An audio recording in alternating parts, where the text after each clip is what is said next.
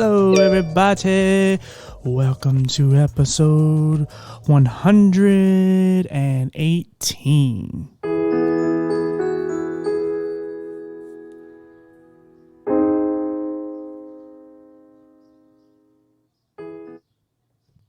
All right, guys, back again, and so I found another great guest. And again, I try to tell you where I find everyone, and again, it's Podmatch.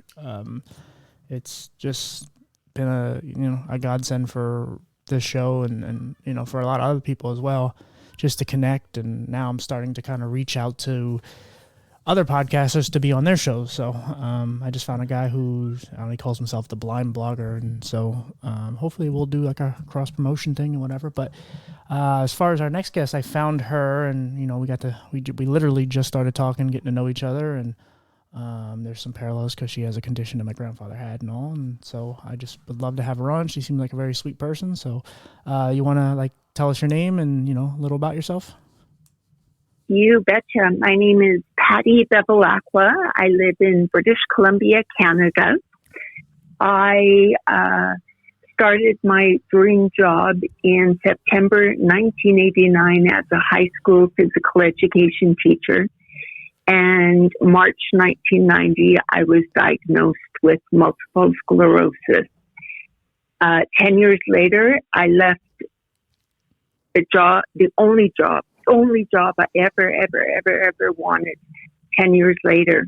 And it's taken me a while, but I have a newfound purpose now, and that is helping people, especially women with multiple sclerosis, to change their mindset and live every day as their best self.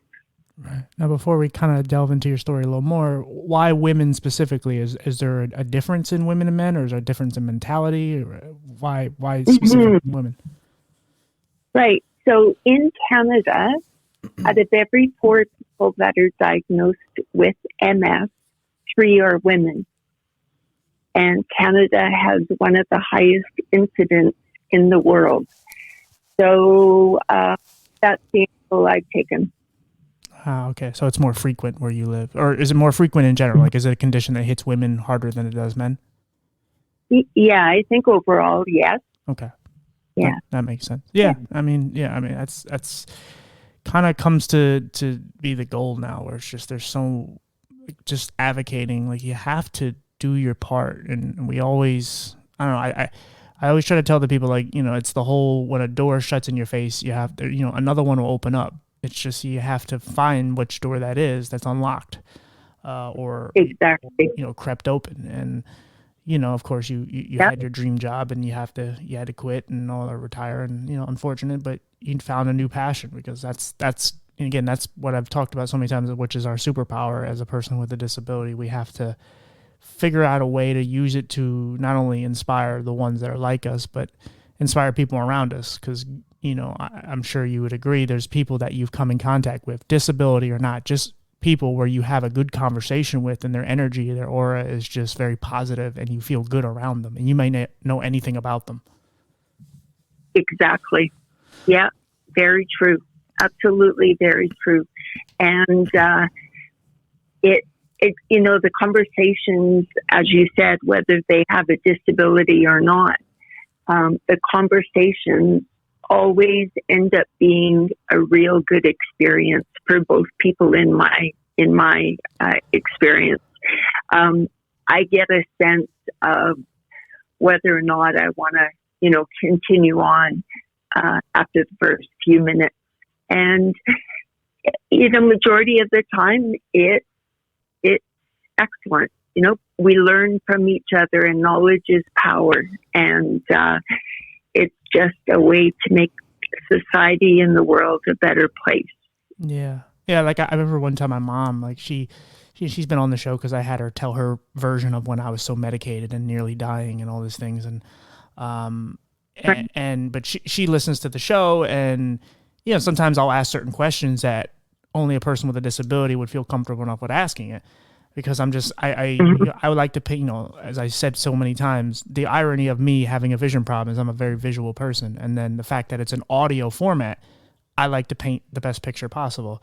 And so sometimes I'll ask questions and, my mom's like, I can't believe you asked that. It's like, no, because I actually care. Like, I give a shit about the person. Yeah. And I want them to put every part of their story that they're comfortable with, because there's always that one person out there that may have the same stories. Maybe they're a woman, maybe they have MS.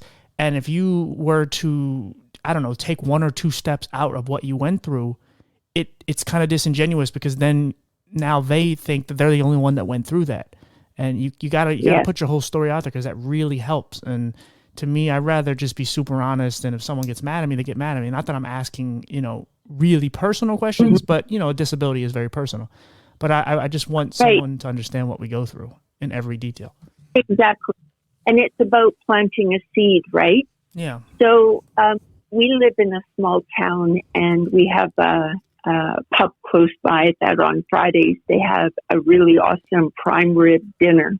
Uh-huh. And so, and my husband had a couple of beer, and I had my couple of club sodas, and we left, got home.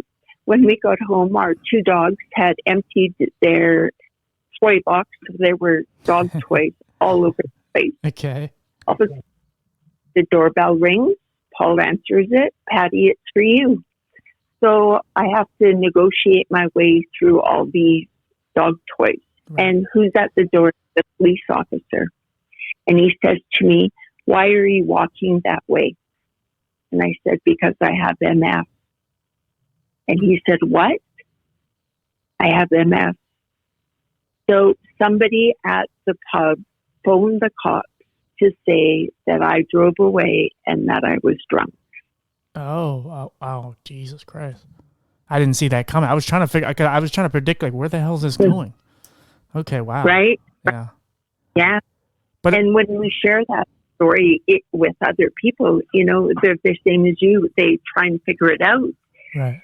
And they can't believe that that's actually where it ends up. Right. And it's humiliating, but like every person with a disability has a story, maybe not involving the police or, drunk driving, but something to that effect where it takes all your confidence as a person with a disability, because you could be having the best day. And look, our disability already humbles us and strips us of our confidence on, every so often, even when we're feeling very pretty or we're feeling, whatever, just feeling good about ourselves. Mm-hmm. But people, I think, and most people with disabilities will agree, like a lot of times the disability isn't the hardest part. It's everything else that goes along with it. It's the, the job market where people don't want to hire us. It's the discrimination. It's just the ignorance of what people go through, just kindness and all these things. It makes our disability so much harder, because we already know we have it hard. But we kind of thrive in that. We find a way to survive, or at least a lot of us do. And when things like that happen to you, it's just, even though you can endure it and you can take it, and it probably made you stronger, but you gotta, at the time, I'm sure it just stung, like, ugh. Oh yeah, it was really quite amazing that it happened like that, and. I'm not the first and I'm not the last, right?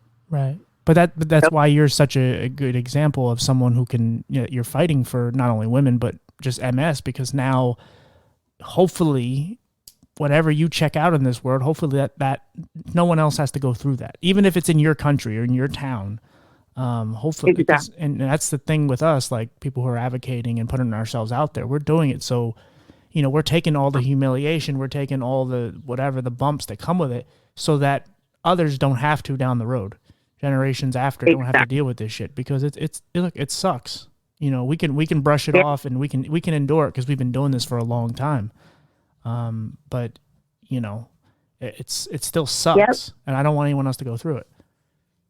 No, exactly. We have the opportunity to make it just a little better for the next person coming along. And that's a great feeling. Yeah, of course. So before we kind of delve into your, how it impacts you on a daily basis, why did you want to be a teacher, and a high school teacher at that? Right. Excellent question. I try. Yeah. You're doing a great job. I always wanted to be a teacher since I could remember.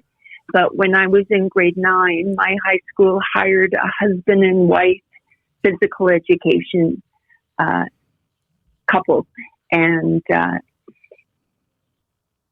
I decided I wanted to be just like Carol. I wanted to be exactly like her. I wanted to teach PE and have that influence on others like she has on me. She took a real keen interest in me and provided me with a lot of leadership opportunities. She helped me apply to university. She's a huge mentor for me. She did her master's at the University of Oregon. I did my master's at the University of Oregon. She did her PhD. I did my PhD. And it's because of her. And when I started teaching PE, my relationship with my students was more important than anything else. And my approach to teaching was always to make a difference in somebody's life, whether it be now or a little later on or whenever. And so that was my plan. That was my goal, and that was everything for me. Now, when you say physical education, do you mean working with special needs children, or do you mean like physical activities like gym and things like that? Yeah, exactly. Okay. Gym. Right. Yeah. Now, why was that why was that something you wanted to get into? Were you a very athletic person? I actually wasn't. I had a great work ethic. I was always committed, a team player. I played every single sport all through high school. For example, soccer. Well, I hate running. So, to go out and play soccer was a bit of a challenge, but, I wanted to be part of that team. And just so many great things came out of phys ed for me, even at university. It just gave me a whole different perspective on, kids who are smart in the academics are very different from the kids who are not, but they excel in PE because it focuses on a different kind of strength for them. And that means a lot to me because I wasn't your natural born athlete. I just tried hard and did my best. And that's really all I wanted out of the kids that I taught is just do your best, have a great attitude, and we'll get along just fine. Right. Yeah. Well, it's a trickle down effect because if your teacher has good energy and has this good attitude, it could translate to your students. Obviously, it depends on what kind of students you get, and you never know what kind of. They're not all perfect. They're not all great, but what were some things that you were trying to instill in the students as far as obviously this is pre-MS, so. Was there certain, were you trying to get certain things out of them? Because it's high school and obviously, it's kind of preparing them for the big world that's ahead of them, but it's also physical activities and not mental. So what were some things that you were trying to teach them? Right. The biggest thing that I learned in my first year of teaching, our PE department was 2 women and 2 men, and we were all on the same page. And we used being a student. Right now, being a student is your job. Mm-hmm. So if you're filling an application and they ask you, what are you currently doing? You're going to put students. So let's talk about what kind of habits and attitudes will you need to be successful working, whatever work. And the focus wasn't on the athletic skill. It was on attitude, effort, and participation. And for many, many, many kids, they could do extremely well in PE because they met that. Whereas, there's one student I had in particular. He was not a nice person, but he was the athlete. He was the captain of the basketball team. Right. But his attitude was terrible. So he would get a C+ from me. Whereas, another student who, struggles with the physical part of it would go through a wall, to do anything for another classmate or to prevent somebody scoring, and that was it. This is your job, and this is how we're going to approach it. It seems like it was a huge preparation for what you went through down the road. You're even though you're instilling it in them, but you're also finding like it's something that you have to use down the road. Like you're now, there's a lot of ironies to the whole thing. I mean, and I know as a person with a disability, sometimes we have to make fun of ourselves, but even the irony for you to do something so physical, and now obviously you have trouble getting around. Obviously you still get around and you find your ways, but the irony of all that, like, but you still find ways to spin it in a positive way, which is so great. Absolutely. When I found out I had MS, I really didn't know what that was. Mm-hmm. So for me is read everything I can and learn as much as I can. And I remember, being in my condominium by myself, staring at the wall and saying out loud, really? A PE teacher has multiple sclerosis? Are you serious? Right. And you're right. The irony is just wild. Yeah. Right? Yeah. It's one of those things where you either lean in one or two directions, or you go through both, where whether you're like super religious and you just like, really, God, like how much do you really hate me?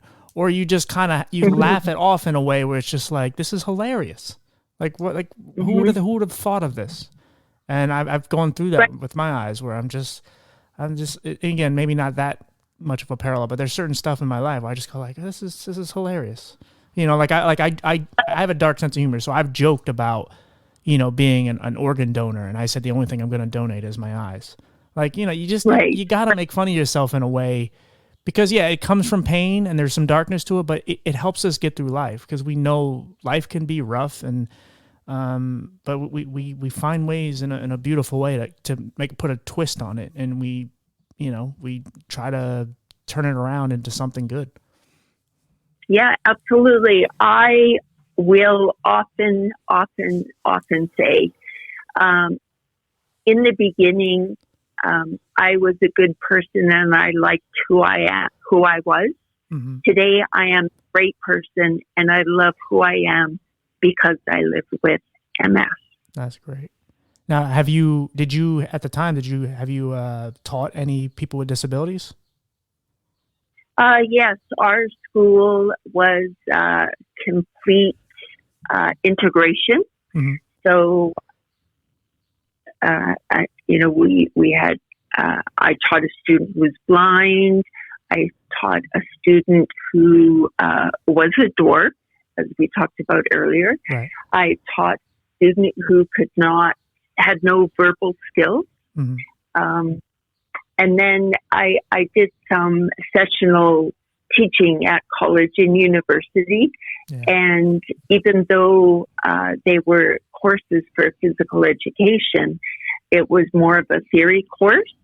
And even in those courses, I would have, or I did have, a student who couldn't hear very, very well. And so I had to wear something around my neck that helped transmit a louder sound to them. Mm. And all those experiences, all of them, have helped make me a person that I really like. I really like. Now, how would you go about that? Like, okay, the blind person or what, either one, like how would you find a way to accommodate them? Because I'm sure, obviously you have to figure a way to communicate with them. And then, because you don't want to alienate them either. You don't want to like put them out there and go like, hey, okay, you're blind. What do you need? Because that's what a lot of people do. They make that mistake, and they put the spotlight on us, and it's like, oh God, and it makes it worse. Now, some are more confident than others, but how did you find ways to kind of, accommodate them and bring them into the fold with, obviously they have a disability, but they're there, so they're going to participate. So how do you? Yeah. So at the school I taught at, students that had a disability started a couple of days later, and I would use that time to set the standard for my classes. There was one young man, his name was Jason, and he had Down syndrome. And if I was married at the time, I would have been so thrilled to adopt him. I just love this kid. But what I said to my class is, Jason is in our class this year, and I am so excited. And so I just want to kind of let you know what I expect. Jason is a member of our class. Never, ever, ever, ever will he be looking around trying to find a group that'll take him. Right. There's not going to be a day goes by where one of you doesn't run up to him and say, come into my group, Jason, we'd love to have you. And because it was that way, I actually had one time kids kind of fighting over who Jason was with that day. And it was all in the presentation from me, my expectations, and that, you can learn so much from Jason, and Jason is going to learn to love life and be part of this class, and it's a win-win. And I use that approach with every student that I had in high school. Oh, yeah, it's fantastic. Yeah, there's a bowling team that I'm on a bowling league, and there's me and one other person on the team that are visually impaired, and the other two are fully abled. But there is one team. Everyone else is just abled, but there's one team that it's all special needs. And I think a couple of them have Down syndrome. One has like cerebral palsy, and their energy and their love is so infectious. I love playing them because they give you hugs and they high five and they just have a good time. And it's just it's so great to play them because it's just it's going to be a fun night. And honestly, it's hard because it gets so competitive, but you can't root against them. Like you want to win, but you don't want to root against them because they're just sweet and they're just fun to be around. Yeah. One time our school was asked to host a provincial tournament for people with cerebral palsy, and the sport was bocce. And we had to get some students to volunteer on that Saturday. And when they showed up, they were not comfortable at all. But by the end of the day, they just couldn't stop thanking everyone. Like the experience was so awesome, right? These kids were high-fiving everybody. And, when is this going to happen again? You make sure that you ask me first, like it just went from one extreme to the other. And it was just great to see kids' attitudes change, in less than 4 hours, right? Yeah. It was cool. Yeah. And something we talked about off mic, you build a rapport and you build a relationship with these kids and you love a few of them and you want to see them succeed. And, maybe you bump into them later years, maybe they give you, say a hello on social media and just say, hey, I'm doing well. And you feel good about yourself. And one of the things we talked about is we were discussing with mental health and you said you knew about 19 kids that you said committed suicide.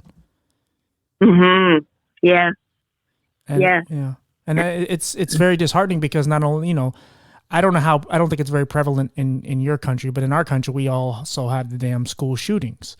And so you have that, you have the COVID where these kids don't even know what their friends look like anymore because they're all in mass. You got bullying and you got online bullying. And then you have all the peer pressure that's already with teenagers in high school, and then attractiveness and, popular and nerdy and all that. And you put that all Mm-hmm. together.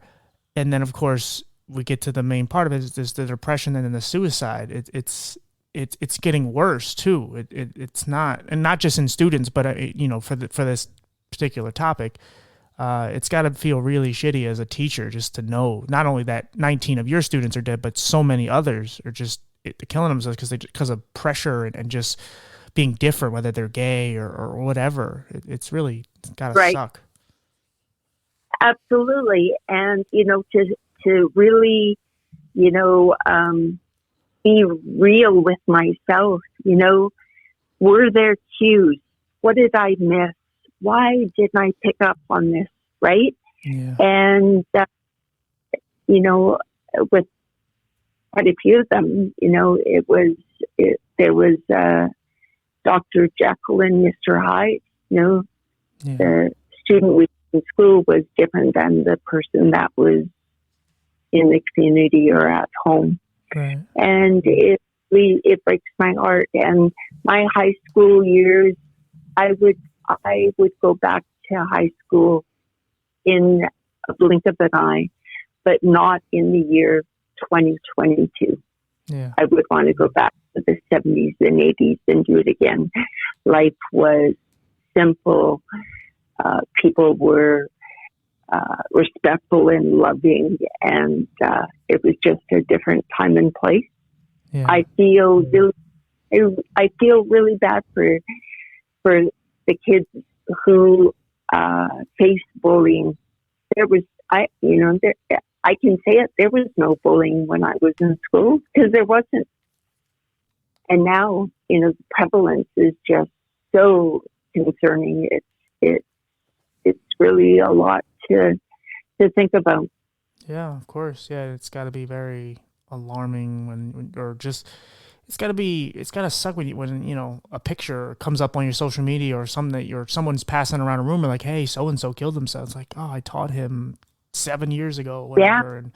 Yeah. And it's just like, God, because I know some students that are no longer around that I went to school with, and just I've talked to a few people off the ledge, and again, I've been there mentally and wanted to end it and all that. And a lot of times, sometimes there isn't signs, sometimes there's obvious signs. Sometimes it's just like your class could have been like a safe haven, like it could have been a place where everyone was happy, but then the rest of class sucked, lunch sucked, like everything could have sucked. So even if you were doing your part, there's a chance where you were keeping someone alive just because they have at least a place to where they can be themselves and be happy.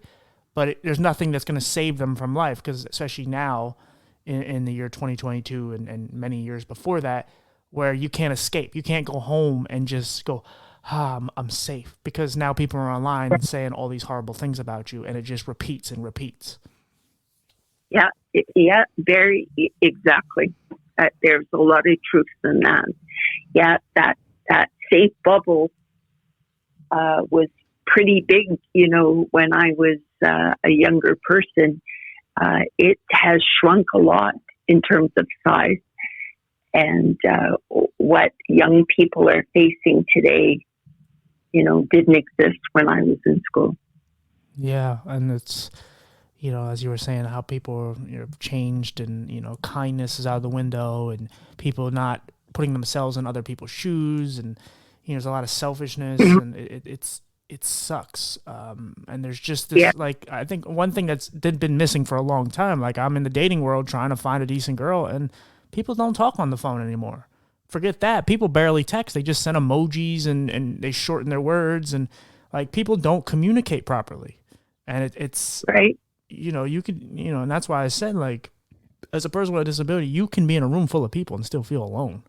And it's the same way in the world of trying to like feel like you're trying to get yourself out there and you want to communicate, but people just don't give you any feedback, or they treat you differently because you land on a side that they don't, whether you're a mask person or an anti-mask person, or you're a different color or whatever. It's like, it's one of these things where it's so cheesy to say, but can we all just get along?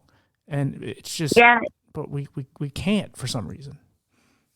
No, the number of people that I have met in the last 3 years who met their boyfriend or spouse through online dating is super high. It was shocking. Yeah. It was shocking, you know. I have a friend who paid a dating service $10,000, right? And they took a huge personality inventory and attitude and everything, and then, you know, set her up on all these dates. And I can't, I just can't even go there. That's a lot right? of money. Jeez. No kidding, right? And That's not even going to that guarantee you anything. No, she's still single. Oh, nothing came of it. Wow. But yeah, that sucks. My first date, the man I ended up marrying, we went out for dinner, and he said to me many years after, "I was shocked that you ate everything on your plate." Mm-hmm. And you know, we can laugh and joke about it, but that's what we did. We went on dates and we went out and did things, and sure enough, you know. Yeah. How many years were you into your teaching before the diagnosis? I was diagnosed before the end of my first year. Wow. So you didn't even really get a whole lot of time in it. No, I was able to teach PE for 5 years, and then I got sick and took a medical leave. And one day, a principal at a different school phoned me. I was at my parents', and he offered me a job to teach social studies, and I took it. And I was at that school teaching social studies for 4 years, but it was not where I wanted to be, and I was not happy. I was looking out the window at all these kids running around in shorts and white socks, and I wanted to be there. So eventually I just walked away. Yeah, that's kind of... So I taught years. What was it like to get that diagnosis, for someone to say, like, hey, your life is like, I mean, I know you said in the beginning you didn't really understand what it was, but when you finally kind of could take it all in and really understand what you were going through, what was that realization like?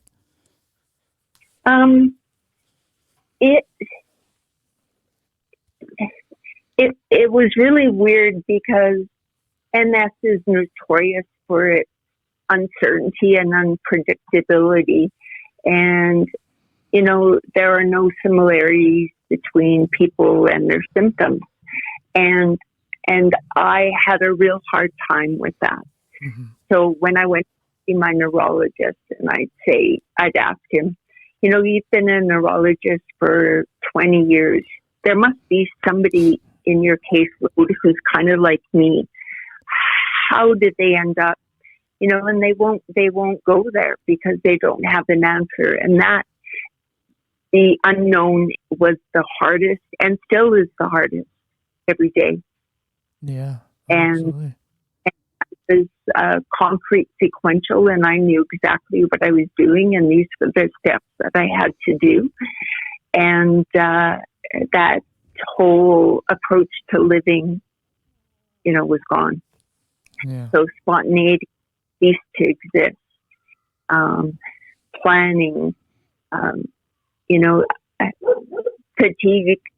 I can get fatigued for any reason. I don't see it coming, right? I can do everything like I'm supposed to: exercise, eat well, not have any alcohol, and still get, you know, a bout of fatigue at, you know, 4:00 in the afternoon.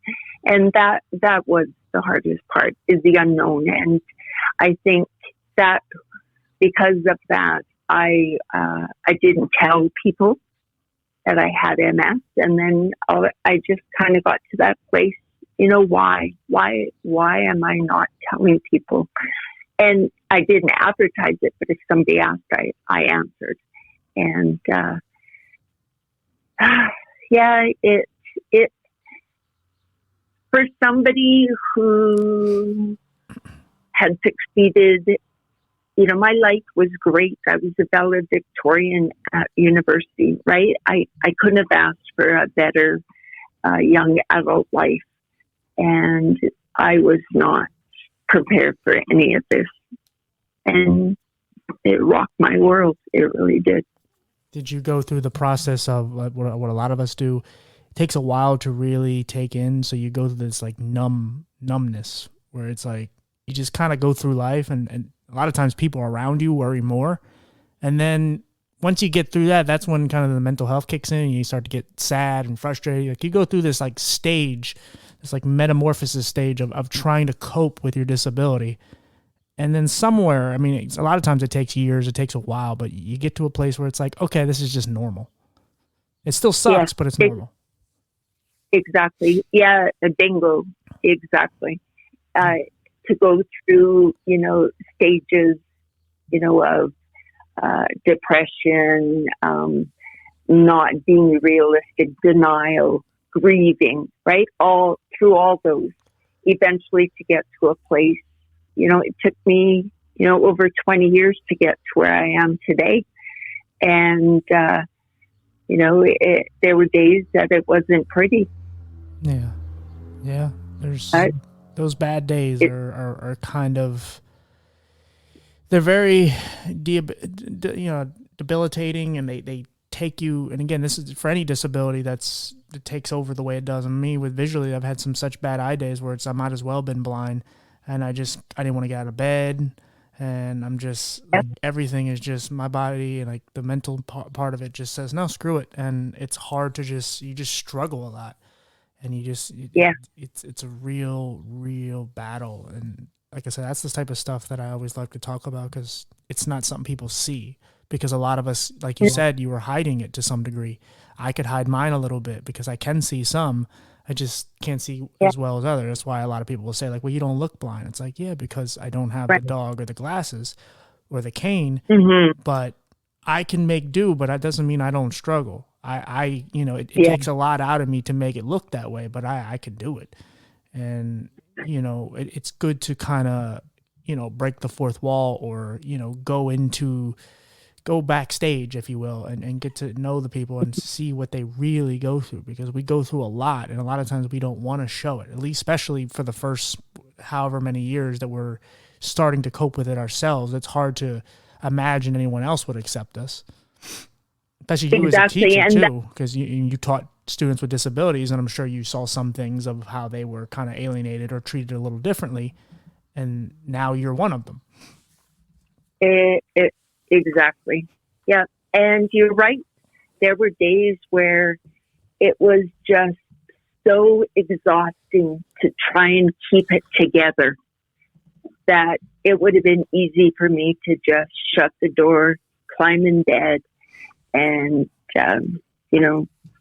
hide for as long as I needed to, because there were days it was unmotivating. I was exhausted, and what's the point? And, blah, blah, blah. Were you married to your husband, or were you with your husband before MS? So he was the PE teacher. I met him my first year of teaching. And then 5 years later, we got married. So he was my colleague when I got diagnosed with MS. Right. And I credit him significantly with helping me put this whole situation together. One day he found me crying in the teacher prep room, and he asked, "Do you know why you have multiple sclerosis?" And I looked at him, and, "You're kidding, right?" He said, "I'm not, and I'm going to tell you why." I said, "Okay, I'm ready."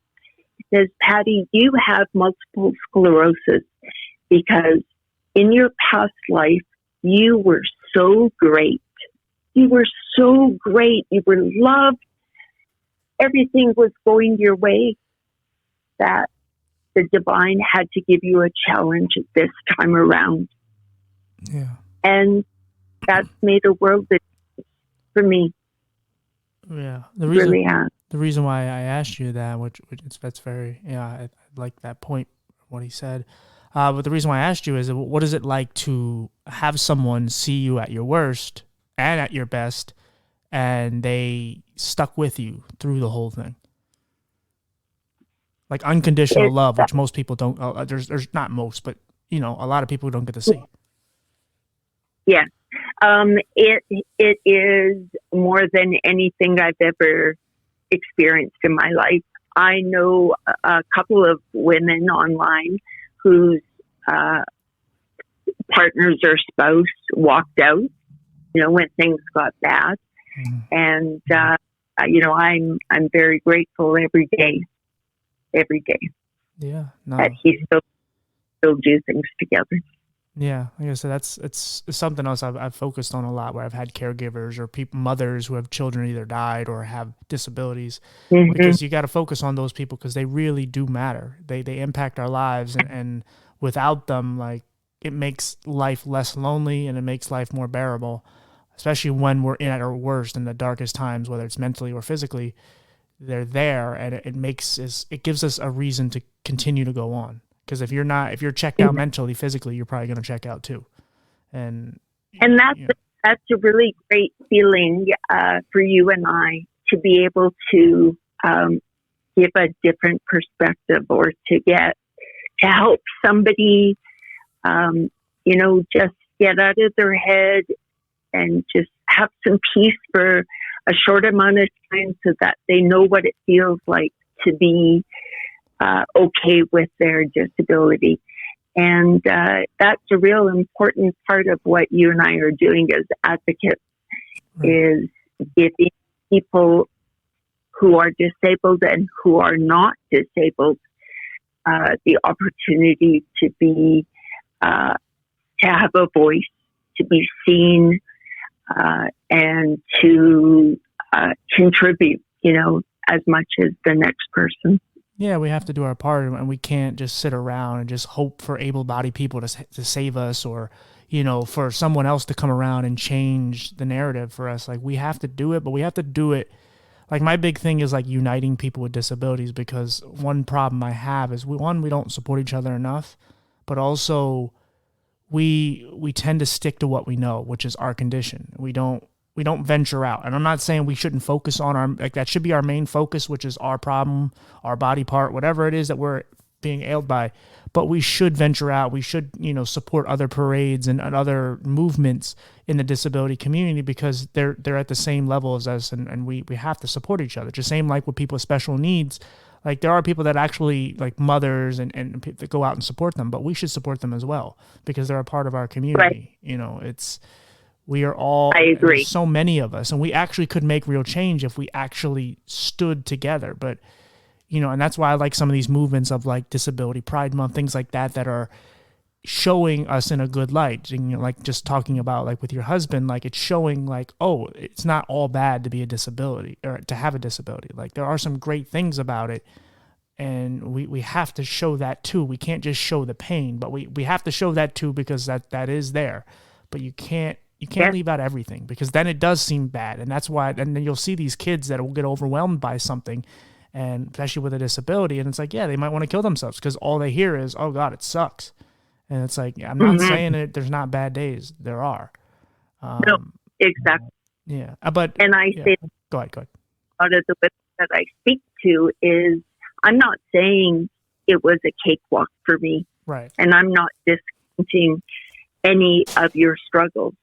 But what I am saying is, I recognize the importance of having a positive frame of mind as much as I can.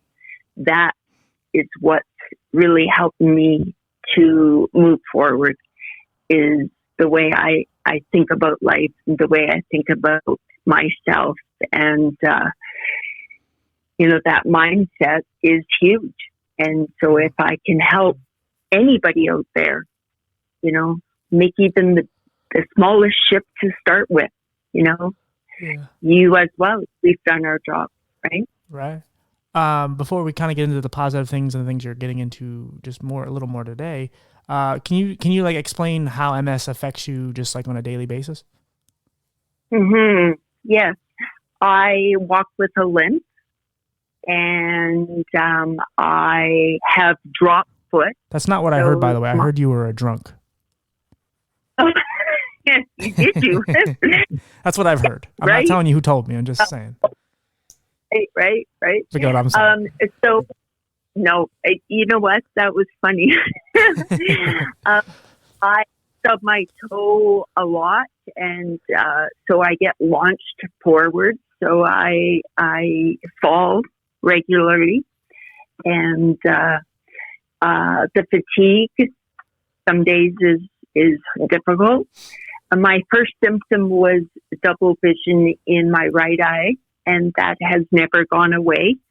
So I have a prism in my right lens of my glasses. So I have single vision, but when I take my glasses off, I see two of everything. And not so good when you're driving a car and you're approaching other cars, but great when you're about to have some chocolate cake. So, yeah, fatigue, foot drop, the limp, the depression. Right. Yeah. But it seems like you're in a much better place though, from where you started with it, or even some years back. It seems. I mean, the depression's going to be there. You're going to have days, but if I had to take a guess, and I'm speaking for myself, but I could take a guess with you, the days that you're depressed now aren't months, and they're not weeks. They're not even days. A lot of times, it's a few hours, or it may be a day, but you wake up the next morning and you still find a reason to go on. Exactly. Yeah, it's 180 degrees for me. And so much of, who were with me in the beginning, I could have went either way, right? I could have thrown in the towel, or I could have, but I chose to live a good life and be the best that I can. It took a long time to get here, but the support I had from family and friends, and figuring things out for myself has been, a huge, important part of growing. I've lived longer with MS than I have without. So, that there's a lot of learning that happened. Yeah. No, I posted something on Instagram the other day just because I was just feeling good. My eyes weren't bothering me too much. I mean, for me. And mentally, I was feeling good. It was just a nice day out weather-wise. And I just posted, something to the effect of, I'm just appreciating being alive today. Because it's like there's been a lot of days where I didn't. And there's a lot of days where if I'm feeling good mentally, I'm not feeling good physically, or vice versa. And if it all aligns, it's like, okay, I'm just gonna just enjoy this day, and just be happy, and you got to, and like I have reasons to be sad, I have reasons to be angry, I have reasons for a lot of this stuff. I have a lot of trauma that's been put on me beyond just my disability, but you gotta try to appreciate those days where you can actually smile. It sounds corny and all, Absolutely. but it's really the truth. Right. And you have every right to have, everybody. It doesn't matter if you have a disability or not. Everybody has that right to have a downtime. It's what you do, right? Yeah. As a result of it. Do you continue on that path of going down, down, down, down, down? Or, are you going to learn from that and really make a decision that I don't want to live this way? I'm not saying I'm going to be perfect living with MS. I'm going to be real about living with MS. And part of it is doing the best I can on the days that I can. Yeah. Well, I don't care if you're drunk or not. I would love to be your friend. And if you have any depressed days, if you want someone to talk to, I'm always here. All righty. We have a virtual handshake happening All here. right. I'll tap the microphone. No, There we go. that's great. Yeah, but I do mean that. Not even I'm joking, but in a way. But yeah, if you ever need someone to talk to when you're just feeling like shit, trust me, I'm here anytime. All right. I know What? what it's like. And that goes such a long, long way. And, I really appreciate people who are struggling with any kind of disability. Like, I find them to be very authentic, very real, Yeah. and not trying to portray that they have the best life and they're rich and they're good looking and all, everything is great. It's not worth my effort to even think about doing that, because I know what will happen if I try, and that is I'll just burn myself out and things will get worse. Yeah. So, yeah, authenticity is something I care about so much, because, and I've said this so many times, but when I first started really talking about mental health on the podcast, and I was sharing all the things I've been through, the bullying and molestation and all the shit I went through, I don't want to hold you to a certain standard and me not share all my stuff. And then, right. So there's that, but it was also just like, I wanted to impact and help people as much as I could. And I didn't want to, I wanted people to understand, like I said at the end of the episode, by no means am I out of the woods. This thing, I have to treat it like an addict. I'll probably always have my depression. I will always have a little bit of anxiety or PTSD, but I can try to make my life as good as I can. And it's getting better. It really is. But again, I like to, especially on like Instagram and stuff like that, I like to show certain days where I'm not feeling it, because I don't want people to just think I'm this happy-go-lucky person who talks about mental health. Because there's a lot of people out here that say, I have experience in mental health field, but I don't have mental health myself. And it's like, I'm sorry, right. Even if you know people and you've seen how they act and all that, that's not enough experience, because the experience and again, I think disability is a little different, because parents really are the closest thing to us as far as how they feel it, especially mothers. But yeah, I think I lost my train of thought, but I really feel like if you're going to talk, especially when it comes to stuff like mental health or homelessness or addictive issues that people I've had on, I want them to have had the experience, because the people who are struggling with it currently they're not going to feel like you really can understand them on a level of, like 100%. They still are weary of listening to you, because they don't think you know them, like how a person who is going through it or did go through it. And you can never talk down to them. You can never, like, you can't forget where you came from. Like, I'll never forget nearly dying. I'll never forget, I still remember some of the days that I could see. I just don't remember what it's like the visual aspect of it, but I remember the times. I remember how happy of a kid I was, and my life was flipped upside down. But I remember the darkest days of wanting to die, but I also remember the good times. And but if you don't share all that, like I said earlier, if you leave out certain details, like that one person that's holding on by a thread and they feel like they're alone, if you don't share those specific details, they think they're the only one. And it's like, why? No one cares. I'm alone. I'm the only person. And it's not true. And it's like, that's why we have to be a voice and speak up for those people. Yes. And that's huge. That is huge.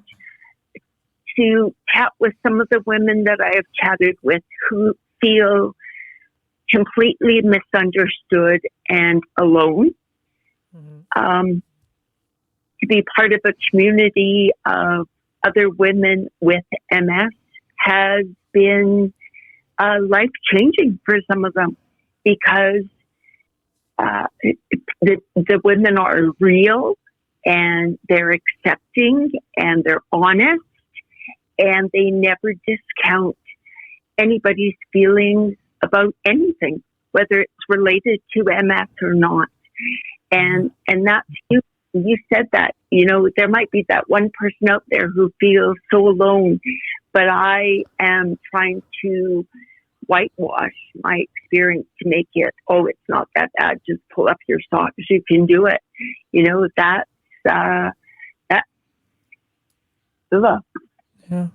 The hair standing up on my arm is because I just, that bothers me when people think that, your life is, great because that's a persona that you convey every time you're out in public.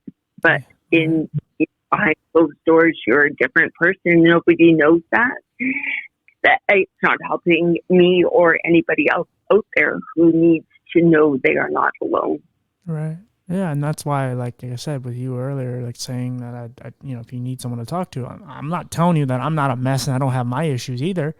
But it's like I thrive in helping people, but that's the kind of the genuineness. I hate talking nice about myself, but it's the one of the good qualities that I really do have is being genuine, because I always will, any person, especially with a disability, I automatically will have some sort of love and care for them because I know what it's like to be them, and I know what it's like to struggle, even if it's not the same condition. And and there's a lot of parallels. There's a lot of connections that go back and forth, and you don't have to know what it's like to have a vision problem to know what it's like, because at one point I had no skin, so I know what it's like to be in agonizing pain. I've been through many surgeries and all that, and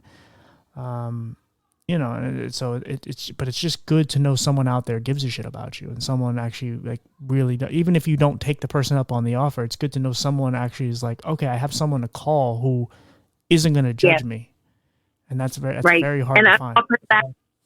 And I offer that back to you as well. Is I'm a phone call away or a text message away or whatever, and that in itself, is important, right? Yeah. When somebody say that to you, I'm here for you. It doesn't matter what you need or what time it is. If I can help in any way, you make sure that I'm on your speed dial. Yeah. And so you make sure that, you don't lose. No, absolutely not. I mean, I continue, like it gets harder because I interview so many people. And again, I don't keep in contact with all of them because some of them are just doing it just to promote a book or just to share their story. And they don't want to be friends, and that's okay. But so many of them I have, and I try to keep in touch with everybody, whether their episode is out already or their episode's not coming out for a couple months. I try to just, and some people are more worse off than others. And some people are, different stages. Maybe I'm in a better place than them, or they're in a better place than me. But it doesn't matter how they are, what stage they are in their life. They still could have rough days, whether it's physically or mentally. And so you gotta care because it matters. Because we get lost in our own shitty thinking where we tend to reverse back to old habits and we go, okay, I'm ugly again, or I suck. And it's like, no, it's not necessarily the case, but sometimes you need those days just to kind of take it out on yourself, as long as you don't actually physically hurt yourself or whatever. But sometimes you need the days to fight yourself, just to get it out of the way. It's like crying. Like you need to cry. It's productive, even though you shouldn't cry over the most random things, but there's nothing wrong with crying. No, you're right. And, for me to think that, the podcast is the only way that I can get my message out and is the only way that I want to connect with people. If I really, really believed that, I would not be very happy with myself, because the podcast is a vehicle, but what's important to me is the person, right? Mm-hmm. So whether you're in Pennsylvania or Vancouver or Edinburgh, Scotland, it doesn't really matter where you are. It's the feeling, it's the connections, it's the reality, it's the honesty, and that's really what it's all about. And I didn't even tell you that I'm in Pennsylvania, because I am. Yeah, so. I saw it. Oh, you looked it up. Okay, she cheated. I did. That's okay. I've been known to do that every time. That's all right. You can stalk me or cheat. That's fine. No worries. So what is like your goals for like the future? And like, is there some things you're working on? Do you want to write a book or? Yes. So I'm on a mission to give a TEDx talk. I really, really want to do that. I want to, when people think about or hear the word MS or multiple sclerosis, I want their next sentence to be, you need to look up this lady in Canada. Her name is Patti Bevilacqua, and you need to learn about her. And that's what I want. I want my name to be synonymous with MS. And I want to be a vehicle for change for all people who deal with any kind of chronic challenge or chronic obstacle. It doesn't have to be a physical or mental disability. It can be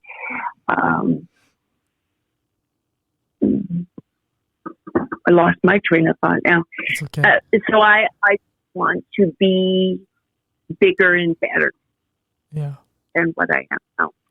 Yeah, well, and again, I'm always huge on representation, and obviously you represent chronic illness and MS very well, but you represent women, you represent Canadians, you represent people with disabilities, and it's good that you're you're articulate and you're eloquent, and you have and it's good that you're positive too, because it means something. Because that I always said, like, I understand the people that are super negative and are really sad, because like I said, that's one of the stages we really go through, and I get that, but I don't want that, because I don't want to put the message out there that like every one of us are unhappy and that it sucks. And again, it does. I want people to know that it does suck, but it also, there's some really great things that come from this. And like I said, you're a very great example of what a person with a disability can overcome and make it work for them. That is so important, I often will, or I have been known to say, I have to have a bad day just to make me honest about, who I am and what I live with. And when I talk on a podcast or on an interview, or, on the radio or whatever, I am by no means saying it's easy. Yeah. I am not saying that. But I'm saying, what I am saying is, you have a choice, and there's lots of things that you need to experience and understand about yourself and others and the world to be able to get to the place where I am today. Right? It took me a long time to get here. Right, exactly.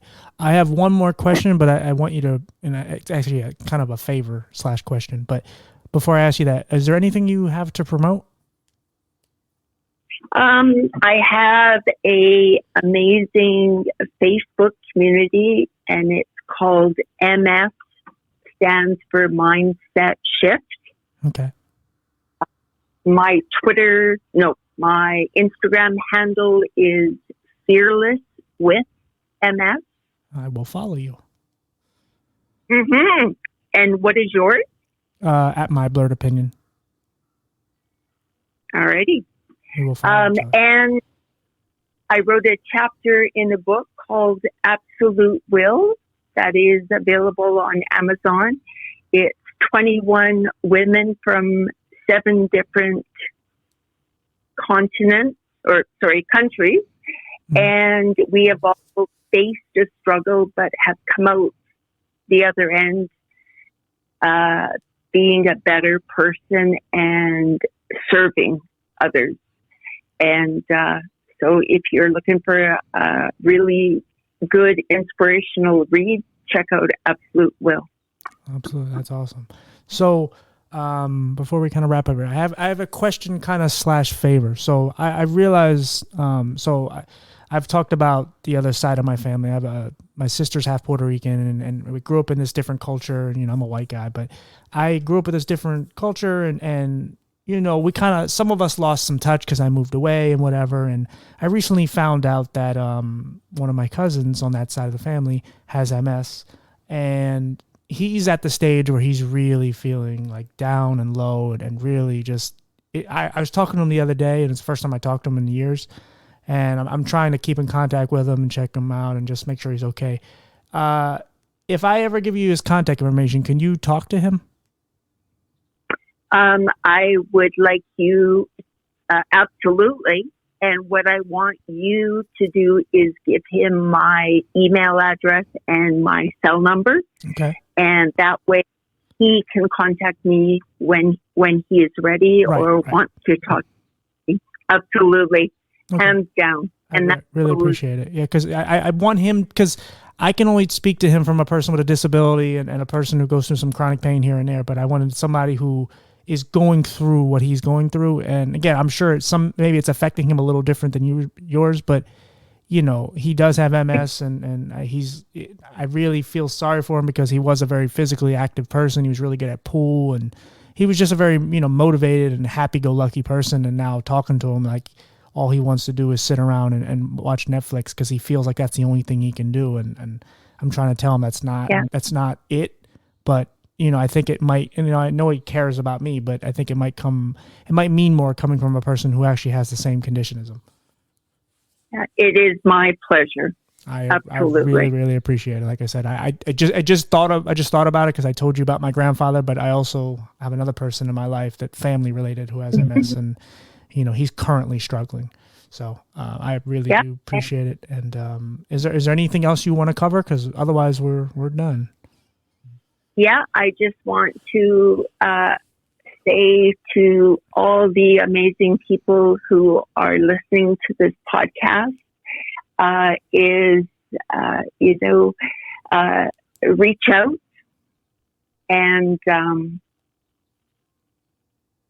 don't feel like, you're in this all by yourself or you've lost so much that there's no going back to anything better. There are people out there who do understand, and there are people out there who are genuinely interested in helping you get past the obstacle that you're currently facing. And so whether it be you or me or anybody, if you really are having a really difficult, tough time and you need some assistance, please reach out to whoever you think, whoever you want to, and don't go through this alone. Yeah, I want to stress this even more, that, like I said, I mean, we kind of went back and forth in the messages, like we met, I guess, message-wise a couple days ago, but like she gave me her number and, she messaged me on Podmatch about dates and all that, and I just texted her and I just said, as far as dates, I'm very flexible, and if you want to do it now, we can just do it now. And she said, yeah. And now we're talking like as if we've known each other for a long time. So it's really important to reach out and really to try to navigate and get yourself out there, because if you do, you can meet amazing people. And I've met so many on the show, and here's another one. So like I said, this is not a person that I've known for a long time. It's a person I've known for an hour or hour and a half or whatever. Right. The feelings around the connections speaks volumes, right? You knew, and I knew instantly, when you said we can do it right now. And then I wrote back and said, let's do it. That really kind of put you and I in a place where, we're pretty similar in terms of, our beliefs and how we go through our life. And I am a firm believer that things happen for a reason. So thank you. I am very grateful to have this conversation with you. Me too. Like I said, this stuff really impacts me and helps me with my mental health. It helps me it gives me another thing to smile about. And, obviously making another friend is always good, but just, knowing that there's another fighter or survivor out there that are just pushing the envelope and, doing what's right. And I feel exactly the same way about you as well. Is you are doing that every day, right? And keep on going. Absolutely. Well, here. Yeah, I appreciate you having you on, and you're an amazing guest and great person, and we'll talk soon, and we can talk more, just get to know each other, and but without the recording. I look forward to that. I really do. Okay. And I will keep all your information Same here in my Rolodex. And let's continue the conversation. Absolutely. Thank you again, and you have a good night. You too. Take care. Bye. Bye. What a sweet woman. That's just like that. That's this type of stuff where you're like, I'll be honest. When I said let's do it, I was playing a game. If you must know, again, I like to just give you all. I like to just let you in too much. It's called Flow, and I'm sure a lot of people know it has a little. It's just like little dots, and you got to connect them through the lines. But eventually, it gets harder because you got to, go around each other, and it's whatever. It's a fun little game just to make use your mind and just kind of get through just to distract yourself, I guess. Anyway, so I'm just playing that, and I'm texting her like, "Hey, you want to do this?" And I'll be honest, there's a small part of me that was like, "Yeah, I don't know, I'm just being lazy." But her energy and her enthusiasm, I'm just like, let's do this. And again, we talked for like 10 minutes maybe before we jumped on here, and I am so happy we did it, and what a great person. So makes me feel good, and I'm gonna go check on another person, one of my friends that I've had on the show, just because I haven't talked to her in a while, and just want to make sure she's excuse me, that snuck up on me again. But yeah, I just want to make sure I'm a pig. I'm trying not to be, guys. I'm sorry. But Bullet is here. He's looking cute. Let me see if he wants to contribute. Want to contribute?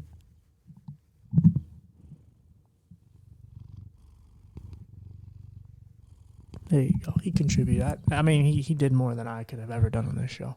Thank you, Bullet. You really are the man. You are the shit. You know that? You really know that? You're the furriest shit ever. Oh, you're just adorable. He's showing his little belly. Animals are my weakness, guys. If I haven't said that already, he melts me all the time. I'm just such a pussy, but he just does. Little cutie. But unfortunately, I do cheat on him from time to time because I love other animals too. He's just the only one I have. But other animals, when I see them, it's like, oh my god, little puppy. Even a little turtle, whatever, rabbit, just. I love big cats. That's my thing. It's my jam, as the kids say. Do they still say that, Bullet? I don't think they do. Anyway, let's wrap this up because I'm just being silly now. But yeah, it's like I said, what a great person. I'm glad to have her on, and it just was a great conversation. And like I said, I'm gonna go check on my friend, and I hope you guys, like I said before, check on a person that that matters to you, and just check on to see if they're okay, because you might hit them at a time when they're not. And you may have helped them. It matters. It really does. Trust me. I know. I've been looking at my phone many times where I want someone to text me or call me because I'm just so sad. So just, frustrated and angry, and, I just wanted a friend. So, or just a hello. How you doing? So, look out for each other, guys. I know it's corny, but so much shit is going on in the world, and it's a lot of bad stuff. So you're here for another episode of putting some good energy out there, I hope. And you guys take care. I love y'all, and see you next week. Bye, guys.